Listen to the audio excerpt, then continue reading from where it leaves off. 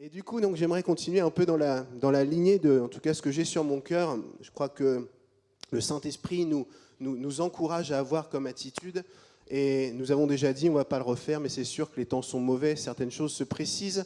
Et moi, ce que j'ai dans mon cœur très précisément, c'est l'appel du Seigneur qui m'appelle à titre personnel, mais qui nous appelle, nous, en tant que croyants, à revenir à lui, mais vraiment. Nous avons souvent comme conception dans nos cœurs que Jésus est notre sauveur. Et nous avons raison de le croire. Il est notre sauveur. Mais ce qu'il faut comprendre aussi, c'est qu'il ne peut pas être pleinement notre sauveur s'il n'est pas notre Seigneur également. Et nous aimons proclamer que Dieu est notre sauveur, Jésus est notre sauveur, il a donné sa vie pour nous. Nous proclamons aussi qu'il est Seigneur, nous l'avons même chanté tout à l'heure, je confesse que Jésus-Christ est Seigneur. Mais nos vies ne confessent souvent pas cette réalité. Seigneur veut dire que je lui donne la couronne de ma vie. S'il est Seigneur, ça veut dire que je renonce à moi-même et que dans tous les aspects de ma vie, de mes prétentions, de mes rêves, je le laisse être à la première place. Je le laisse régner. Il parle et j'agis. Il me dit d'aller dans telle direction et j'y vais. La question qu'il faudrait se poser et que je me pose à moi, est-ce que le Seigneur, est-ce que Christ est véritablement le Seigneur de ma vie? Évidemment, pas tout le temps. Des jours oui, des jours non. Des moments oui et des moments non. Et je sens cette pression qui est là de plus en plus où le Seigneur, celui qui règne, celui qui est le roi des rois, qui est au-dessus de tout, nous appelle à nous qui le connaissons, à ce qu'il puisse vraiment devenir le Seigneur de nos vies. Et de fait, Dieu est roi. Et ce n'est pas notre attitude qui changera quoi que ce soit à cela. Il est roi des rois, il est Seigneur des seigneurs, et il règne depuis toujours, depuis toute éternité. Il est l'alpha et l'oméga, le commencement et la fin. Et le micro est en train de me censurer. C'est bon? Je continue. Et nous connaissons le Seigneur. Nous l'avons accepté comme sauveur de nos vies. Et nous ne sommes pas dans l'ignorance. Nous avons une relation avec lui. Et parce que nous connaissons le Seigneur, une chose à laquelle il faut que nous ayons conscience, mais plus que jamais, et surtout dans les temps qui viennent, c'est que Dieu nous demandera des comptes sur ce que nous connaissons. Si nous ne savons pas, nous ne savons pas. Mais si nous connaissons, il nous demandera des comptes. Vous connaissez ce texte de Actes au chapitre 17, verset 30. « Or, Dieu ne tient plus compte des temps où les hommes ne le connaissaient pas. Mais si nous savons, il en tiendra compte. » Et nous proclamons, nous chantons, et souvent dans nos milieux, parce que nous avons la chance d'avoir un bon enseignement, nous connaissons même la parole de Dieu. Nous la disons, nous la proclamons, mais des fois dans nos cœurs, nous gardons les choses différemment. Dieu nous demandera des comptes pour tout ce qui sortira de nos bouches et qui ne sera pas mis en application dans nos vies. Il nous demandera des comptes sur toutes nos attitudes, sur tous les sentiments, toutes les émotions, toutes les pensées que nous gardons dans nos cœurs, que nous cultivons et qui ne sont pas à la gloire de Dieu. Dès maintenant, nous pourrions faire un appel et nous dire, voilà où est-ce que j'en suis moi par rapport à ça. Est-ce que Dieu est véritablement le Seigneur de ma vie? Avons-nous conscience de la grandeur de Dieu? Nous le chantons, nous le proclamons, et Marc, tout à l'heure, a bien souligné ce chant « Je confesse que Jésus est Seigneur ». Est-ce que nous réalisons ce que nous chantons? Est-ce que nous réalisons la grandeur de Dieu? Est-ce que nous réalisons le privilège même que nous avons de pouvoir servir Dieu? Je donne souvent cette image, ce parallèle avec Moïse, qui avait une relation particulière avec Dieu, peut-être plus grande que nous n'aurons jamais avec lui, et qui lui dit « Seigneur, j'aimerais pouvoir voir ta face, j'aimerais pouvoir te voir en face ». Et Dieu lui dit, mais tu as perdu la raison. Tu n'as pas réalisé que je suis tellement saint, tellement grand, tellement au-dessus de toi que tu ne peux pas voir ma face et garder la vie. C'est juste pas possible. Tu t'es illusionné, mon garçon. On est proche et je te fais une grâce particulière, mais je suis tellement grand, tellement saint, tellement bon, tellement puissant que tu ne peux pas me voir face à face et garder la vie. Et ça, ce texte-là, on trouve dans Exode au chapitre 33. Et il faut que nous puissions réfléchir à ça. J'ai du mal, vraiment, avec certains milieux d'église où on considère le Seigneur comme étant un copain. On est léger avec lui. Et même dans la façon de prier, « Ouais, Seigneur, tu vois ce que je veux dire ?» On n'est pas là pour jouer des rôles devant le Seigneur quand on prie. On est là pour être naturel, on est là pour être comme on est. On n'est pas là pour jouer un rôle. Mais nous devons réaliser qu'il est 3 fois saint, qu'il est roi des rois et seigneur des seigneurs. Et qu'on n'arrive pas comme ça n'importe comment, en faisant comme si c'était rien passé avant. On ne peut pas se souiller toute la semaine, parler mal toute la semaine, penser mal toute la semaine, et chaque instant, et puis arriver de manière légère en disant « Ouais, Seigneur, hein, vous voyez ce que je veux dire ». Je pense qu'aujourd'hui, il faut que nous réalisions ça, que Dieu est notre Sauveur, mais il est notre Seigneur. Et on ne peut pas s'approcher de lui n'importe comment. Jésus est mort à la croix, c'est lui qui rétablit l'accès. Mais même cette possibilité d'accès doit être considérée, ne doit pas être prise à la légère. C'est ce que Marc nous encourageait à faire aussi lorsque nous prenons le repas du Seigneur. Nous avons l'habitude de le faire, mais nous ne le faisons pas à la légère.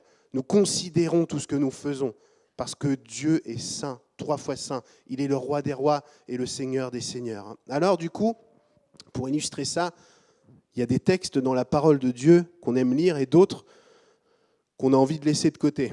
Je pourrais poser la question aux uns et aux autres, lequel de ces textes, de quel texte vous avez envie de mettre de côté? Quel texte dans la parole de Dieu vous trouble? Moi, il y en a quelques-uns, ce n'est pas la majorité des textes, mais j'avoue qu'il y en a quelques-uns. Et d'autres qu'on lit, qu'on comprend, mais qu'on laisse de côté parce qu'ils nous font froid dans le dos, ils nous font peur, et puis ça ne correspond pas forcément à l'image du Dieu qu'on s'est forgé. Et il faut que nous puissions réfléchir à ça aussi. C'est que le Dieu que je me suis forgé n'est peut-être pas le Dieu de la parole. Et que dans tous ses attributs, il faut que nous puissions considérer Dieu. Il est le Dieu sauveur, le Dieu d'amour, le Dieu patient, le Dieu qui pardonne, mais il est aussi l'Éternel des armées. Il est aussi le Dieu jaloux. Et il est celui qui nous demandera des comptes aussi. Et je n'ai qu'une révélation de Dieu parfaite si je peux considérer tous ces aspects et tous ces attributs. Et un de ces attributs, un de ces aspects se révèle dans ce texte de Actes au chapitre 4. Ce texte, nous le connaissons, il est légendaire pour nous croyants. Acte 4, et on va lire à partir du verset 32. Tous ceux qui étaient devenus des croyants vivaient dans une parfaite unité de cœur et d'esprit. Ça, c'est merveilleux, on pourrait s'arrêter là déjà. Tous ceux qui étaient croyants vivaient dans une parfaite harmonie de cœur et d'esprit. C'est le cas ce matin parmi nous, n'est-ce pas? Ok, cachez votre joie encore. Personne ne se prétendait propriétaire de ses biens, mais ils partageaient tout ce qu'ils avaient. Avec une grande puissance, les apôtres rendaient témoignage de la résurrection du Seigneur Jésus et la grâce de Dieu agissait avec force en eux tous. Aucun d'eux n'était dans le besoin, car ceux qui possédaient des champs ou des maisons les vendaient, apportaient le produit de la vente et le remettaient aux apôtres.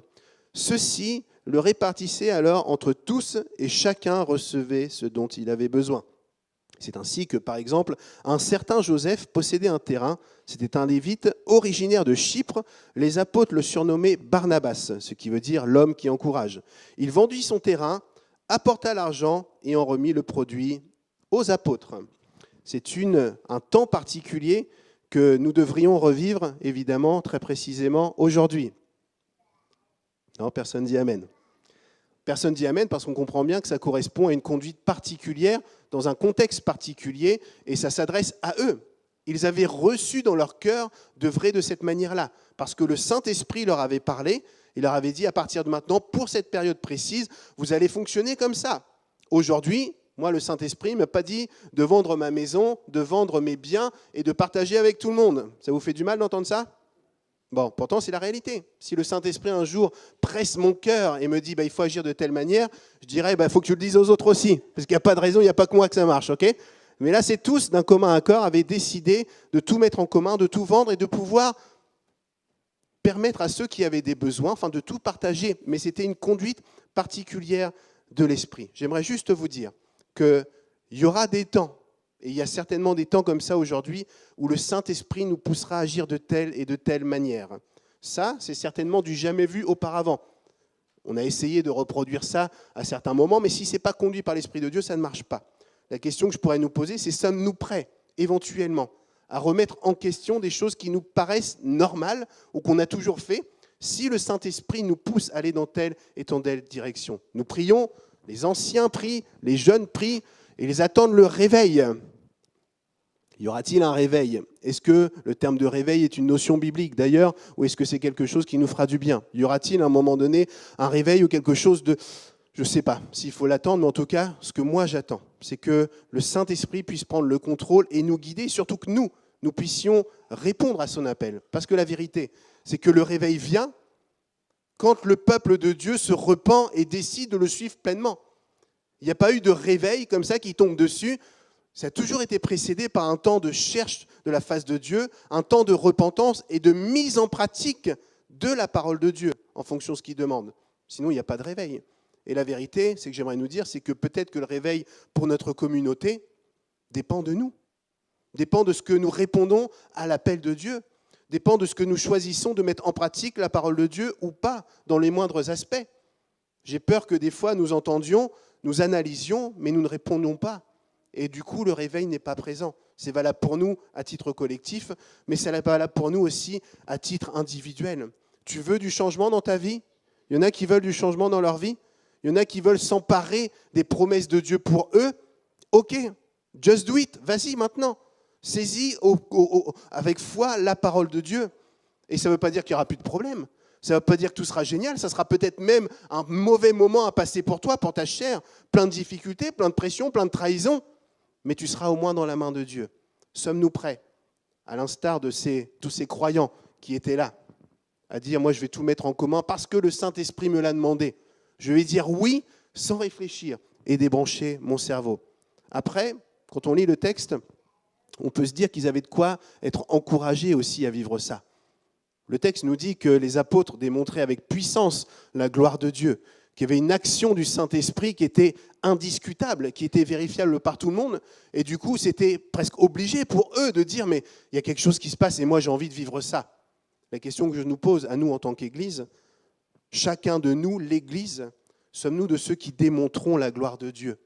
Évidemment, quand on parle de gloire de Dieu, on pense à ces choses-là, on pense aux miracles, on pense à toutes ces choses-là, mais il n'y a pas que ça.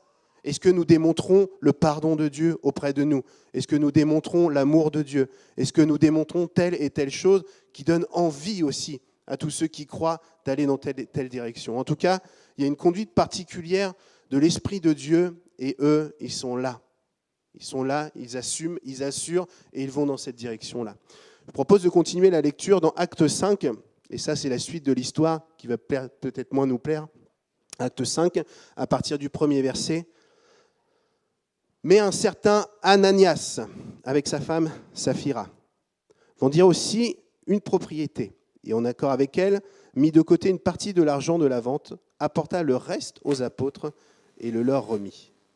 Pierre lui dit, « Ananias, comment as-tu pu laisser Satan envahir à tel point ton cœur ? Tu as menti au Saint-Esprit en cachant le prix réel de ton champ pour en détourner une partie à ton profit. N'étais-tu pas libre de garder ta propriété ? Ou même après l'avoir vendue, ne pouvais-tu pas faire de ton argent ce que tu voulais ? Comment as-tu pu décider en toi-même de commettre une telle action ?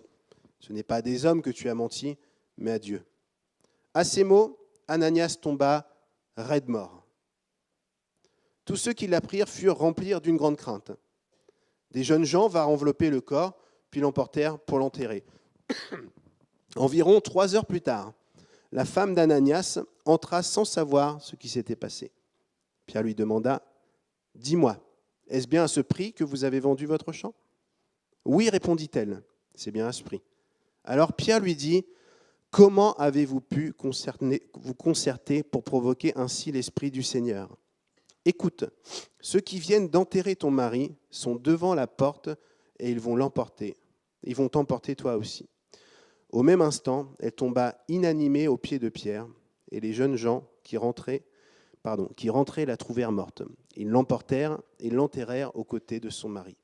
Cet événement inspira une grande crainte à toute l'Église, ainsi qu'à tous ceux qui en entendirent parler. Amen. Texte bien connu, texte qui nous fait peur, texte qui nous interpelle. Et la question, c'est pourquoi ? Pourquoi est-ce que Ananias et Saphira ont agi de telle manière ? Avez-vous déjà senti l'Esprit de Dieu vous pousser dans une direction ? Avez-vous déjà senti l'Esprit de Dieu vous encourager à renoncer à telle et telle chose ? Nous avons senti dans l'Église que le Saint-Esprit nous appelait à aller plus loin avec lui, à considérer davantage Dieu comme étant le Seigneur de nos vies. Nous le sentons, peut-être que le Saint-Esprit nous poussera un jour à vendre tous nos biens, peut-être, je dis bien, Mais on s'arrangera pour discerner ensemble si c'est bien le Saint-Esprit qui nous dit ça ou si c'est une nouvelle lubie qui vient de je ne sais où. Nous sentons des fois le Saint-Esprit nous pousser dans telle direction. Et ce qui se passe souvent, peut-être vous direz, il n'y a que toi, Julien, mais c'est qu'on n'a pas toujours envie. Le Saint-Esprit nous pousse à pardonner. Le Saint-Esprit nous pousse à aimer. Le Saint-Esprit nous pousse à donner telle et telle chose. Et on n'a pas envie. Ça vous arrive aussi ? Mais on sent que le Saint-Esprit m'appelle là quand même, ou nous appelle collectivement là. Et c'est ce qui se passe, c'est soit nous avons le choix de dire « Ok, je me soumets et je t'obéis », soit de dire « Non, je n'ai pas envie ». Troisième possibilité, faire semblant. Le Saint-Esprit nous appelle collectivement dans cette direction-là, et parce que je ne veux pas perdre la face devant les autres, ou peut-être même me glorifier personnellement, je fais semblant d'aller dans le move. Je fais semblant de surfer sur la vague. Mais dans mon cœur, je n'en pense pas moins. La vérité, c'est que le Saint-Esprit nous laisse toujours libres. Vous saviez ça ? Il est un gentleman, comme on dit. Il ne nous force pas, il ne nous oblige pas. Il nous appelle, il nous parle dans un léger murmure, et il nous dit, voici tel chemin, voici tel chemin. Choisis de me suivre parce que c'est le meilleur, mais tu es libre, tu es toujours libre. Et ainsi, dans l'Église, sachez que vous êtes toujours libre. Certaines églises, il y a le pasteur qui doit être celui qui contrôle, à qui tout le monde rend des comptes. Il parle, il faut que tout le monde rende des... C'est pas ça. Moi, je suis le berger, je suis le pasteur, je prends soin des brebis au mieux que je peux. Je dis, voilà, ça serait mieux à mon avis que tu manges telle herbe et que tu laisses les ronces de côté, mais tu fais ce que tu veux. Moi, je te présente ce qui me semble être la vérité, je t'encourage, mais tu seras toujours libre et tu n'auras pas de pression de ma part pour aller dans telle direction parce que j'ai ordonné que ce soit ça. Si un jour vous voyez ça chez moi, ben, prenez un, je ne sais pas quoi, mais il est temps que je change de boulot parce que ce n'est pas juste. Okay ? Parce que le Seigneur et le Saint-Esprit nous laissent toujours libres, mais libres de récolter aussi les conséquences de nos choix. Okay ? Et donc, il arrive des fois que le Saint-Esprit nous conduise et qu'on n'ait pas envie d'aller dans telle direction, alors on fait semblant. À mon avis, c'est ce que font Ananias et Saphira. Ils savaient que l'Esprit de Dieu les poussait dans telle direction, mais ils n'avaient pas vraiment envie.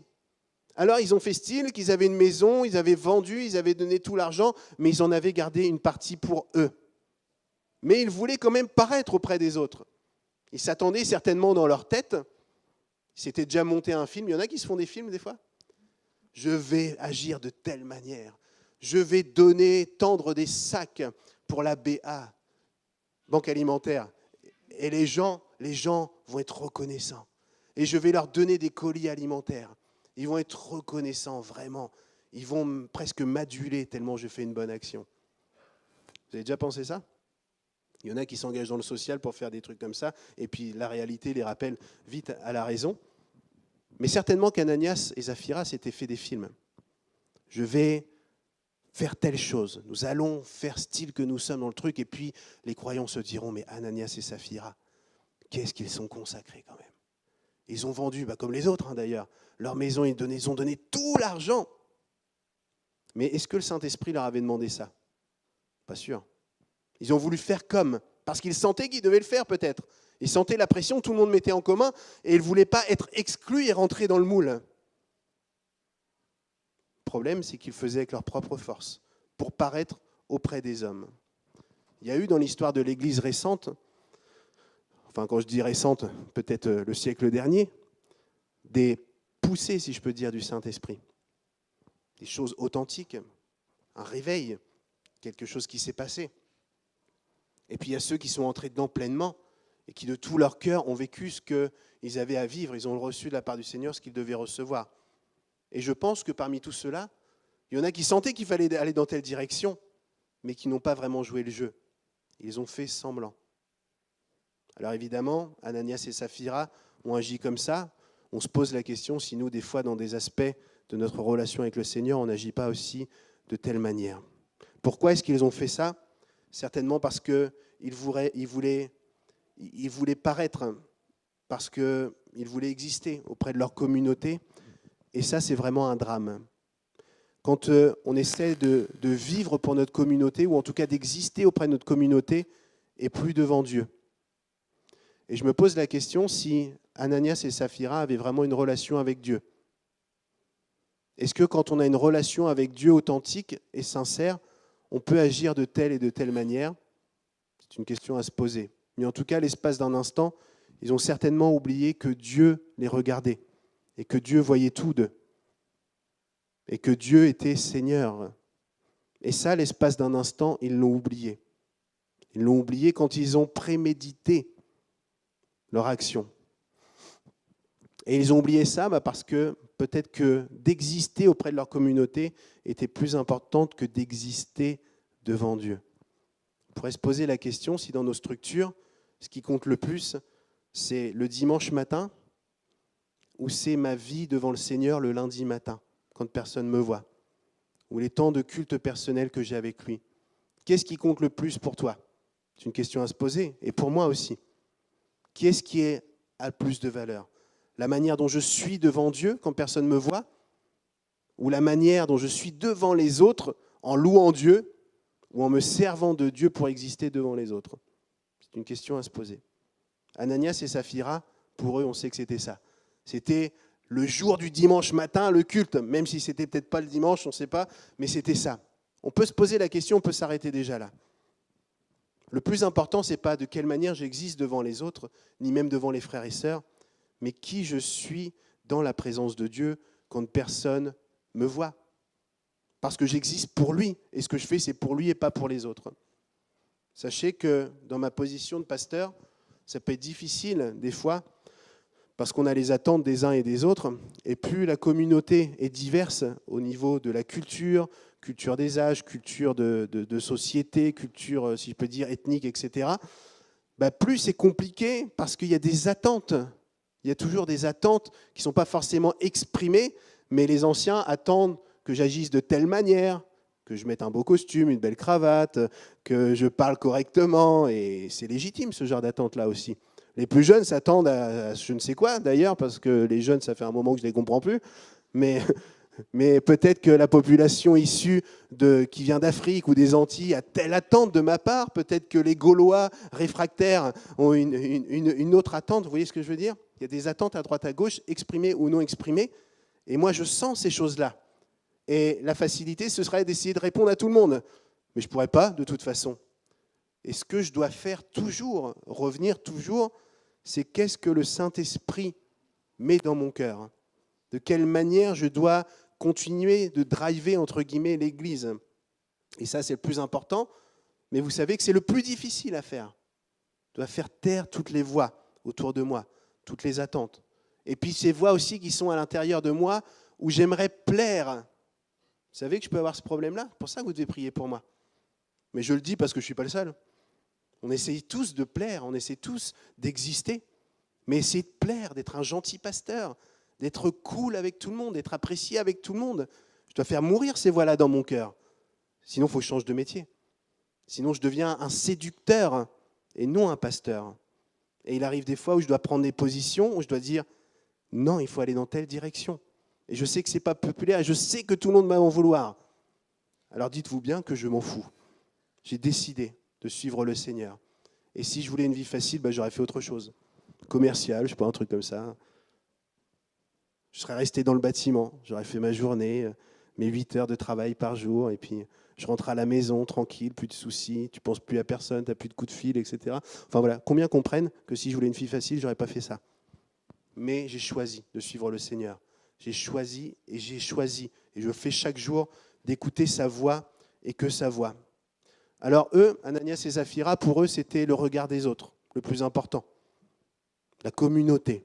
De quelle manière ils vont pouvoir exister dans la communauté? On peut se poser la question. Qu'est-ce qui fait que je suis dans cette église? Est-ce que c'est parce que j'ai l'impression d'exister? Et c'est bien. Et j'aimerais te dire que tu existes en tant qu'individu, en tant que frère et sœur, tu as ta place. Mais si je veux exister pour être meilleur que les autres, change déjà ton cœur. Si tu veux exister, par contre, pour être un serviteur, pour servir les autres, servir la communauté, ça déjà c'est génial. mais fais-le parce que tu as une relation avec le Seigneur. Ne le fais pas pour devenir le meilleur serviteur par rapport aux autres. Fais-le parce que le Seigneur te l'a demandé.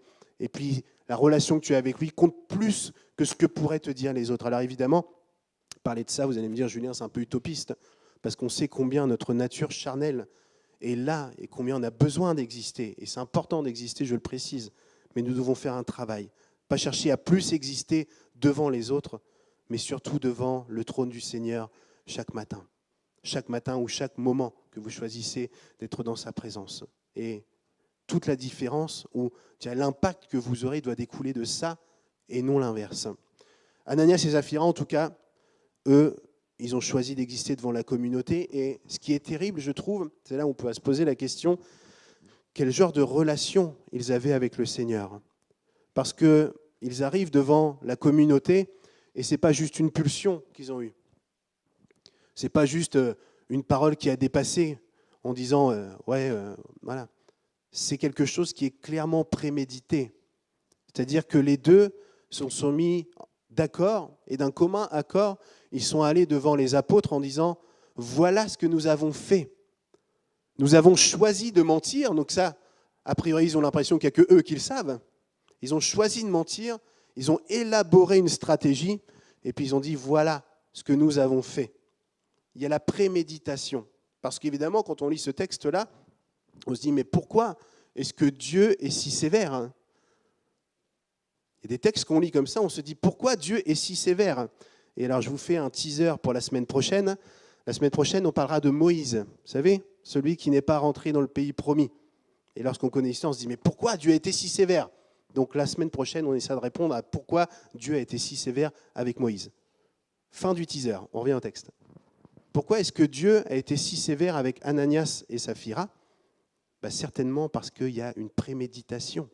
C'est-à-dire que sciemment, ils vont à l'encontre des apôtres, à l'encontre des frères et sœurs. Ils sont que ce qu'ils vont faire, ce qu'ils vont dire, c'est un mensonge et que c'est quelque chose qui déplaît à Dieu, mais ils le font quand même. À qui c'est déjà arrivé de faire quelque chose comme ça ? On sait que c'est mal, que ça déplaît à Dieu, que c'est du mensonge et peu importe. Et on y va quand même. La suite de l'histoire nous dit qu'ils y vont quand même et que Pierre, qui n'est pas l'ombre d'un serviteur du Seigneur, le Seigneur lui montre. Il lui dit, écoutez, vous dites ça, mais moi je sais ce qu'il en est réellement, parce que le Seigneur me l'a montré. Ananias et Saphira, Ananias en tout cas dans un premier temps, s'il avait la crainte de Dieu, est-ce que vous n'avez pas l'impression qu'il aurait dit, oui, c'est vrai ? Moi je pense franchement que quelqu'un me met comme ça à nu, me dit « Mais non, en fait, tu dis ça, mais c'est ça qu'il en est ?» Moi, je plie les genoux par terre, je m'écroule, je dis « Ok, pardon Seigneur, je change d'attitude, je m'humilie devant toi et je passe à autre chose. » J'espère que les 99-100% de cette communauté, ça sera le cas aussi, mais c'est difficile de se projeter dans quelque chose qu'on ne vit pas précisément. Des fois, l'appât du gain est plus fort. Et peut-être que leur trésor, justement, n'était pas la relation à Dieu. Avaient-ils une relation avec Dieu ? Est-ce qu'ils étaient même croyants ? On pourrait se poser la question. Et c'est souvent d'ailleurs à nos actions qu'on reconnaît ce qu'on croit véritablement, et encore plus à nos réactions. Ananias et Saphira étaient certainement dans la communauté, ils étaient portés par le flot de la communauté, mais étaient-ils véritablement croyants ? Dieu seul sait. On peut se poser la question aussi pour nous. On vient à l'église, on fréquente l'église, on chante, on adore le Seigneur. Dès que ça bouge un peu, on fait des petits pas, sauf les Gaulois qui ont un problème de circulation. Voilà. Mais sinon, tous les autres, ils louent le Seigneur, et puis on loue tous le Seigneur de manière différente. Mais parce que des fois, on est porté par la communauté. Mais qu'est-ce qu'il en est de nous à titre individuel ? C'est dans ces moments-là qu'on voit la réalité. Alors, ils préméditent, et puis le Seigneur les confronte au travers l'action de Pierre. Et puis, au moment où Pierre les confronte, vous ne pensez pas que Ananias aurait pu se repentir, aurait pu dire, c'est vrai, j'ai péché, j'ai nourri telle et telle pensée, j'ai fait comme si pour essayer d'exister, et je te demande pardon, Pierre, et je demande pardon à toute la communauté. Je suis persuadé qu'il aurait gardé sa place dans la communauté. Je suis persuadé qu'il aurait été réintégré. Je suis persuadé que personne ne l'aurait jugé, mais au contraire, on aurait prié pour lui, on a intercédé pour lui, on l'aurait pris sous l'épaule, on aurait dit « Allez, viens là, frangin, on va passer à autre chose, on va continuer à servir le Seigneur ». Moi, je suis sûr que ça aurait pu être comme ça. Et j'aimerais juste vous dire aussi, à 100% de notre assemblée de pécheurs, que quoi que vous ayez fait, quoi que vous ayez mal fait, quelles que soient vos pensées, vos actions ou votre péché, il n'est jamais trop tard tant que la grâce de Dieu est là pour demander pardon à Dieu. Et ça ne devrait pas être un tabou. On ne devrait pas essayer de jouer à faire quoi que ce soit. Parmi nous, on est tous pareils. On a tous nos luttes. Et le pardon, la repentance ne devrait pas être quelque chose qui est tellement rare. Presque tous les dimanches, on devrait peut-être se demander pardon pour nos paroles. Peut-être tous les dimanches, on pourrait laisser la place à quelqu'un, dire « Bah voilà, moi cette semaine, je pourrais demander, vous savez, moi quand j'étais petit, que j'allais à l'église, il y avait la réunion d'évangélisation l'après-midi. Il y en a qui ont connu ça? C'était après Jacques Martin, vous savez. Et puis il y avait toujours des petits témoignages. Le pasteur disait « Est-ce que quelqu'un, parce qu'il était âgé, est-ce que quelqu'un a un témoignage à la gloire de Dieu ?» Et il y avait toujours des sœurs, souvent des personnes âgées, j'ai remarqué, qui arrivaient. « Oui, moi j'ai un témoignage à la gloire de Dieu. » Et c'était toujours des choses... Bon, c'était bien, c'était à la gloire de Dieu. Bon.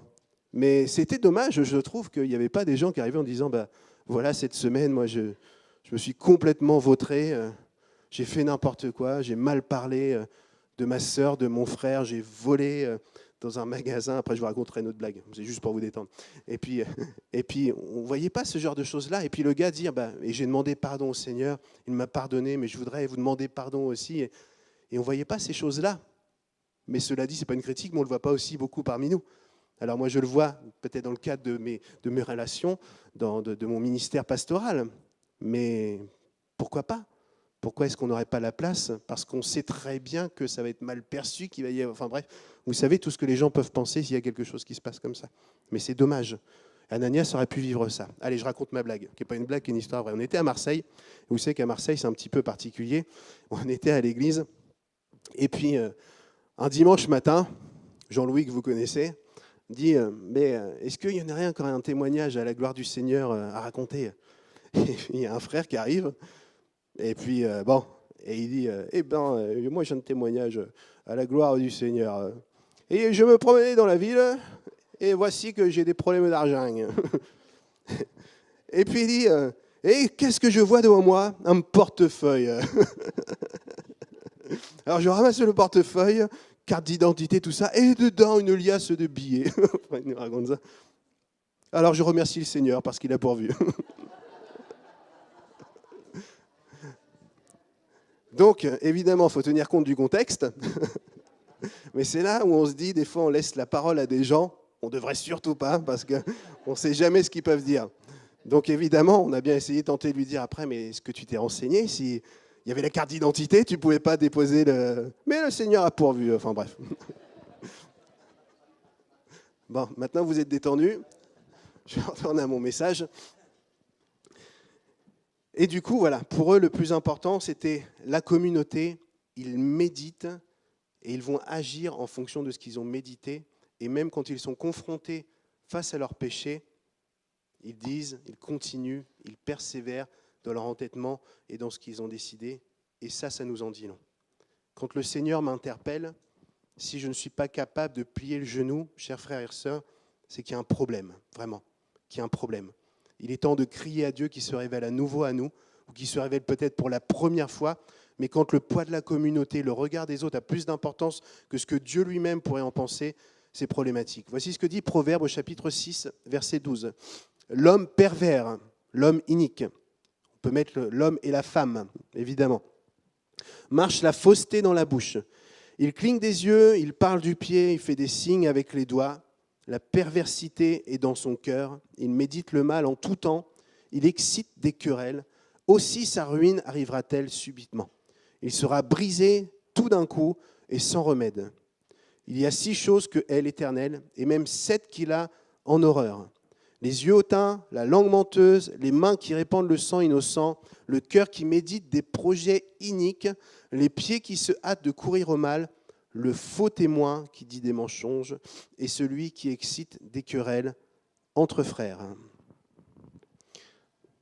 Certainement l'attitude d'Ananias et Saphira, je nous laisse nous réfléchir où on se positionne par rapport à ça. Évidemment, je ne crois pas que je m'adresse à des gens qui ne pensent qu'à ça tout le temps, mais peut-être des fois dans nos attitudes, à des moments de la journée.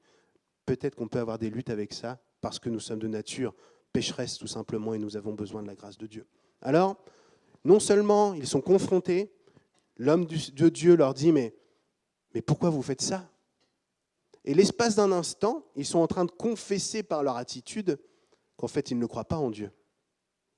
Nous avons tous des chutes, nous avons tous des problèmes, il y a tous des choses avec lesquelles on lutte, mais tant que mon cœur reste honnête, tant que mon cœur reste d'une certaine manière objectif sur le fait que Dieu est Dieu, quand je réalise à nouveau, je plie le genou devant lui. Mais leur attitude montre que pour eux, Dieu n'a pas d'importance. Peut-être même que pour eux, Dieu n'existe pas. Voyez-vous, il nous arrive tous de parler mal. Ouais.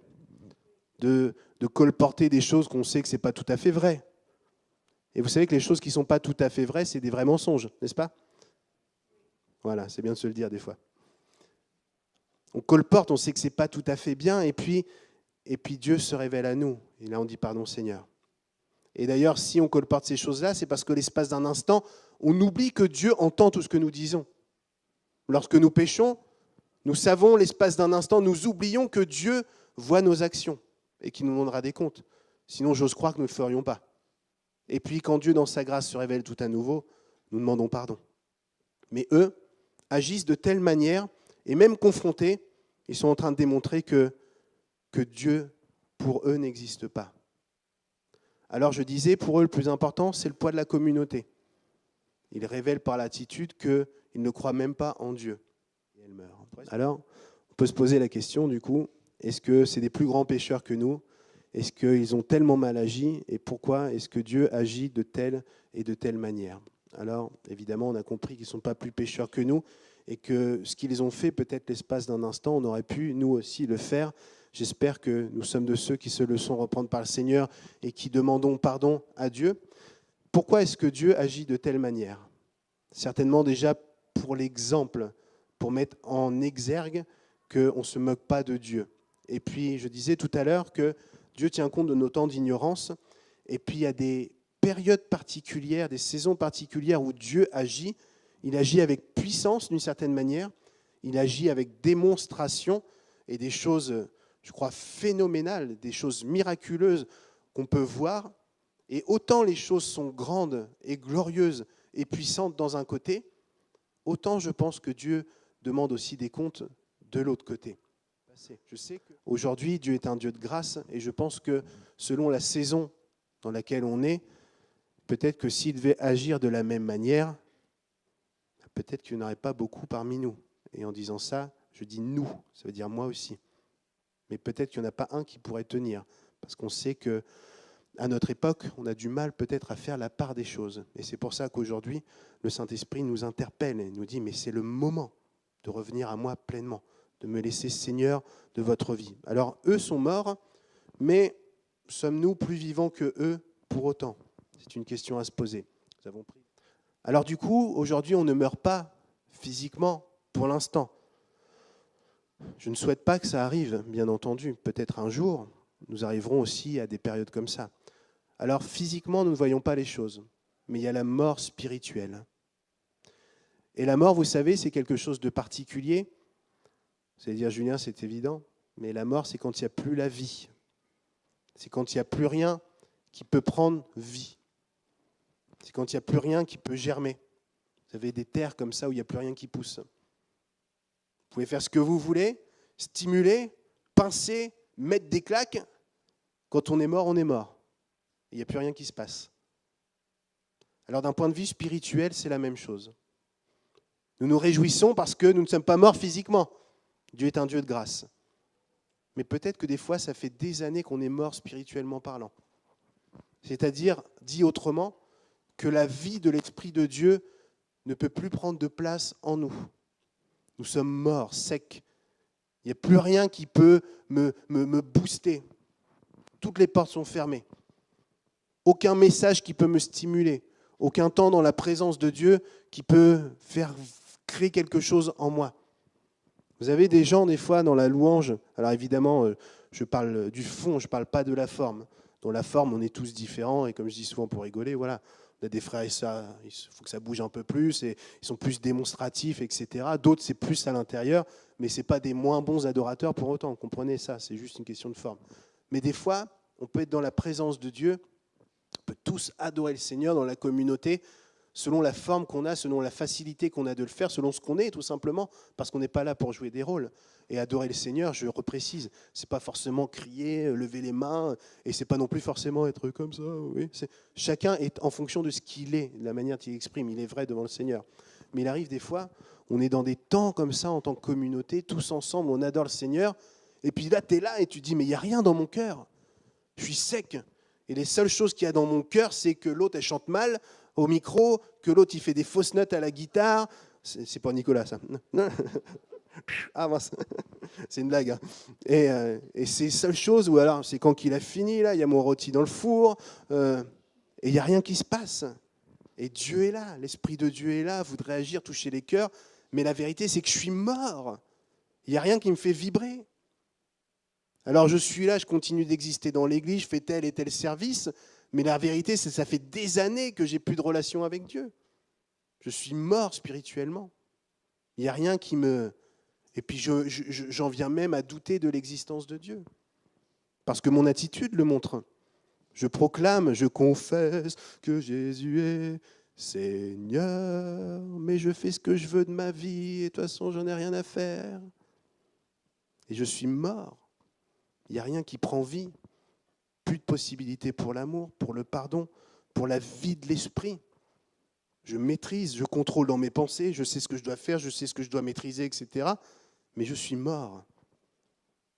Nous sommes dans un temps de grâce et nous pouvons remercier le Seigneur pour ça. La grâce est une faveur imméritée. Ça n'a rien à voir avec nous, ni avec nos bonnes actions, mais ni à cause de nos mauvaises actions.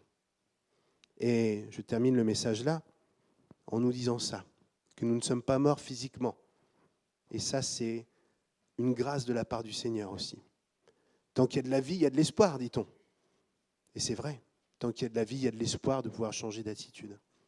Et si ce matin, même dans la sécheresse de ton cœur, tu te dis, mais moi, il n'y a rien qui me fait vibrer. On ne parle pas des émotions, hein. On parle de la vie véritable, de l'Esprit de Dieu qui peut parler à mon cœur et guider ma vie. Si tu es là, tu te dis, mais on n'est pas là pour chercher des erreurs où il n'y en a pas. Hein. Mais si tu te dis, mais moi, c'est vrai que ça fait des mois, des années où il n'y a rien qui se passe, comme si j'étais mort spirituellement parlant, comme s'il n'y avait plus rien qui pouvait pousser. Vous connaissez ce texte d'Ésaïe 43, à partir du verset 18 ? « Voici, je vais faire une chose nouvelle qui est sur le point d'arriver, ne la remarquez-vous pas ? Je ferai jaillir un fleuve, un cours d'eau dans le désert. Je ferai pousser des plantations dans le désert, là où il y a la mort. » C'est une promesse qu'Ésaïe retransmet de la part du Seigneur dans un contexte bien particulier, mais moi je l'ai toujours saisi pour moi. Et il y a des textes comme ça qui dans ma vie font référence. C'est comme des socles. Et moi j'ai toujours cru ça, que tant que la grâce de Dieu était là en action, Dieu pouvait faire le miracle.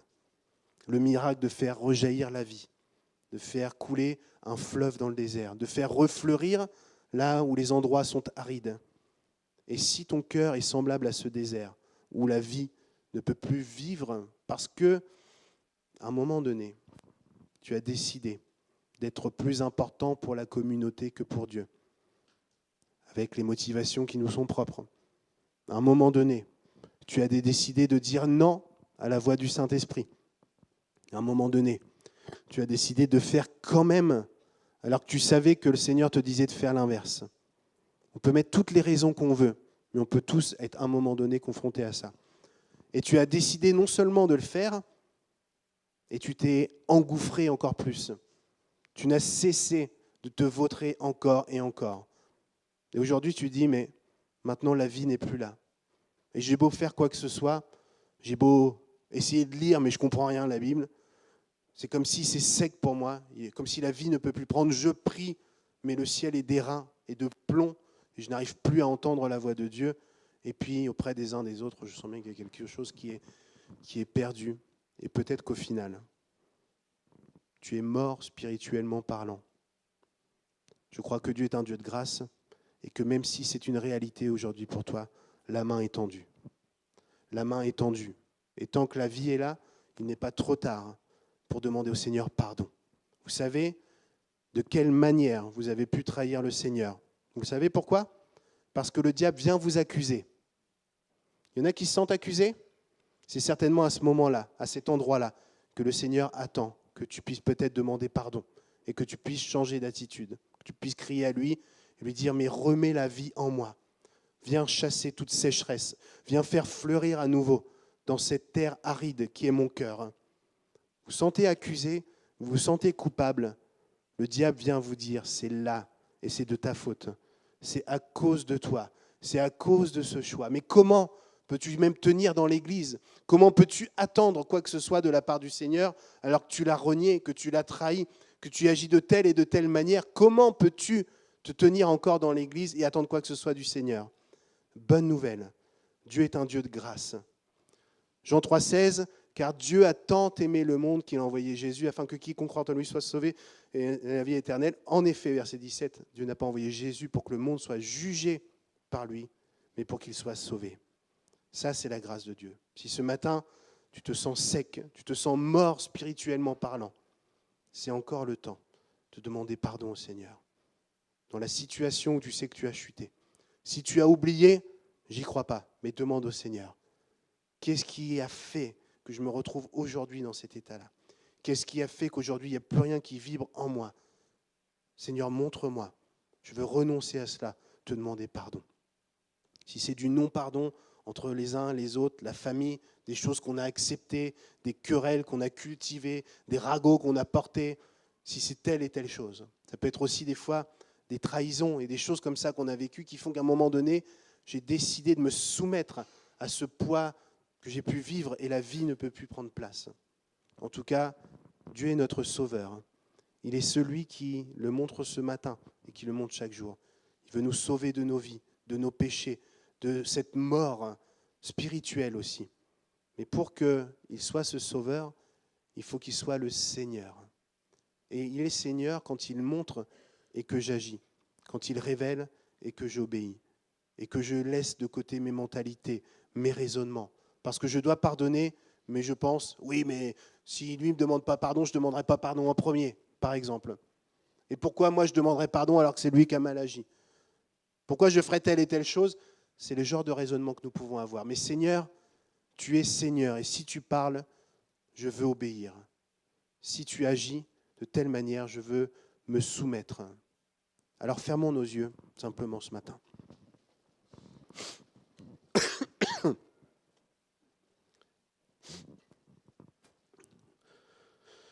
Nous fermons nos yeux juste.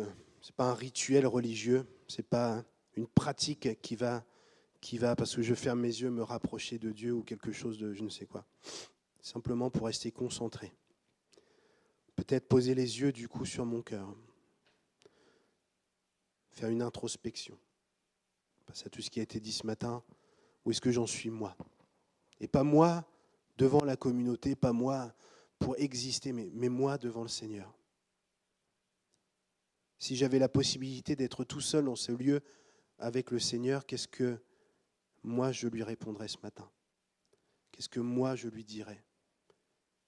Et qu'est-ce que j'accepterais aussi de sa part? Alors nous fermons les yeux et nous sommes attentifs à ça. Tellement de choses ont été dites ce matin. Mais moi, où j'en suis? Où est-ce que j'en suis? Saint-Esprit nous pousse de plus en plus à fixer nos regards sur lui et le contempler tel qu'il est. Comme le Sauveur, mais comme le Seigneur, comme le Dieu Tout-Puissant. Celui qui doit être respecté, pas seulement de nos mots, mais de nos cœurs et nos actions. Où est-ce que moi j'en suis par rapport à tout ça?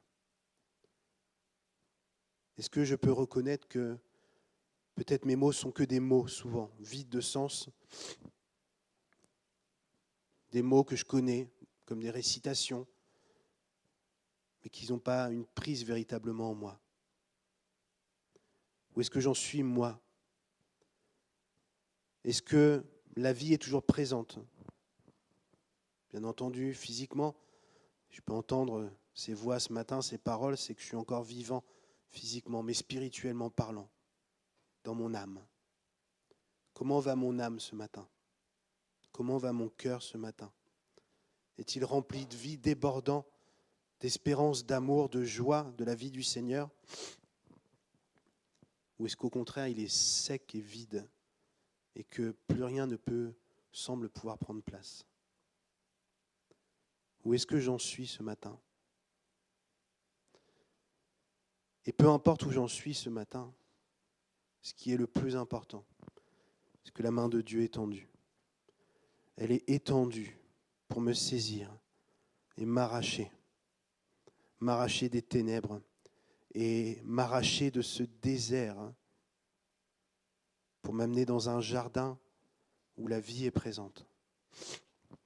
Et pour ça, je n'ai qu'à demander pardon, renoncer à mes choix, à mes stratégies, renoncer à ce que j'ai pu préméditer, revenir à l'endroit de la chute.